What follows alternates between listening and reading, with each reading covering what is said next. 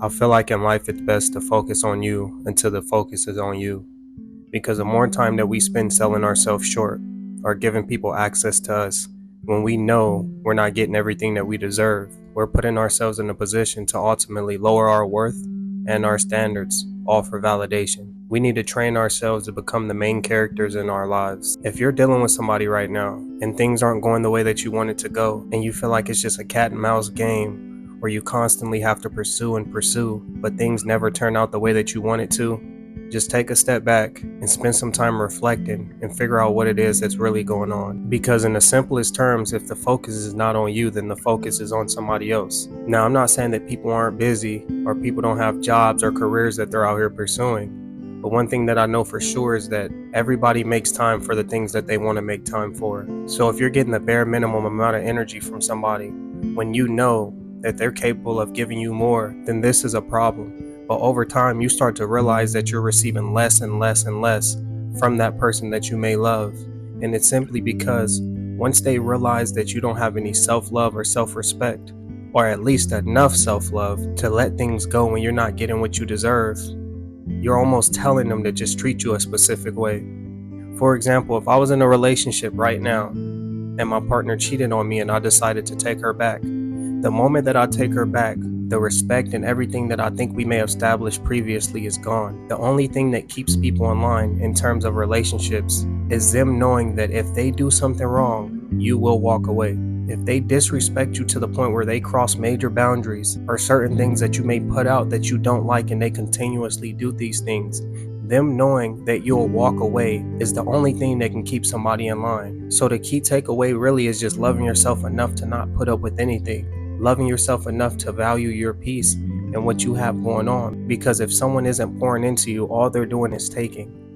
And you don't ever want to be in a position where you're the only one watering the grass.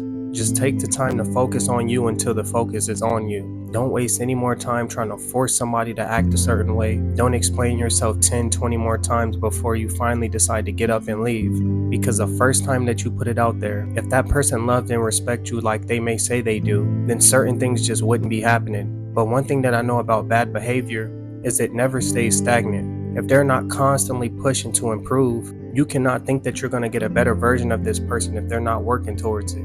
And truthfully, you shouldn't even want to be around somebody who's done you wrong, especially if you are doing the things that you should have been doing. Especially if you're genuine enough and you respected all of their boundaries and standards that they may have put out. But the more that you chase somebody, the longer they'll run away.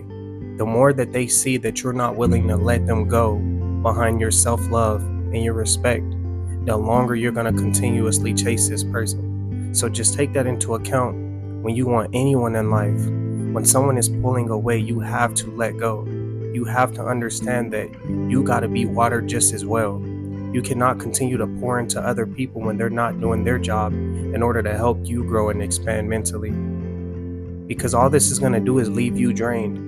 All this is going to do is leave you feeling insecure because you're wondering, why is it that you could pour into somebody and you're not getting what you deserve in return? And I want you to know that it has nothing to do with the way that you're loving, but everything to do with the respect that you have for yourself and your inability to walk away. That person that you desire, that person that you truly love, when you get yourself in the right headspace and you become somebody who respects and values themselves enough to not put up with anything, this is going to make you way more attractive.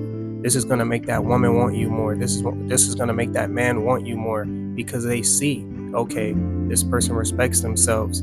Therefore, I'm going to treat them exactly how they treat themselves. Truly taking into account that trusting in your gut will save you a lot of time, because a lot of the times we notice the red flags. We just choose to ignore them because we're so focused on our emotions and how we feel at that moment that we're not thinking logically. But we need to learn how to put our emotions to the side and actually accept and take things in for what they are. Because if not, 10, 12 months from now, it's going to all come back to us and we're going to be sitting somewhere hurt, wishing that we trusted our gut.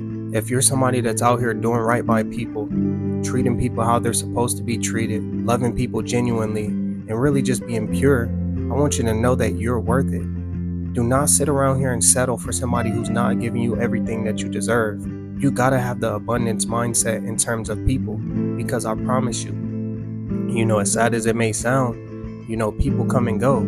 And you cannot just be so stuck on the idea or this version of somebody trying to see their potential when they're showing you exactly who they are. You got to be able to make adjustments and move on if you have to, but truly just take into account that you're worth it and you should never settle. But each and every time that you choose to settle, I want you to realize that all you're doing is belittling yourself. The love that you have for yourself, the respect you may claim that you have for yourself, all of those eventually start to decrease over time. The more that you accept something that goes against your principles or your morals, you have to put yourself first, because we live in a selfish world, and even the person that you love, in a sense, may not always put you first.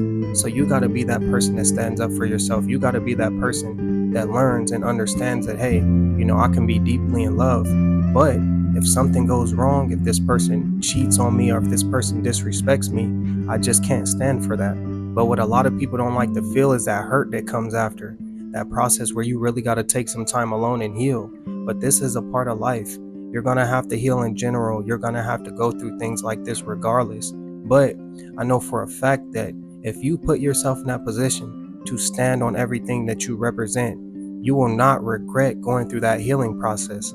It'll make you feel way stronger at the end, and you will feel as if, you're not afraid to lose anybody in regards to your standards and what you have going on. And that's a way better feeling than sticking around because you may have been weak or you didn't have the courage to just get out and let them go when you know that you should have. And you will almost always regret it in the long run. But if you made it to the end of the video, I appreciate you so much. Drop a like, comment, and subscribe. It's your boy Blue Jay Tay, and I'll see y'all on the next one. Peace.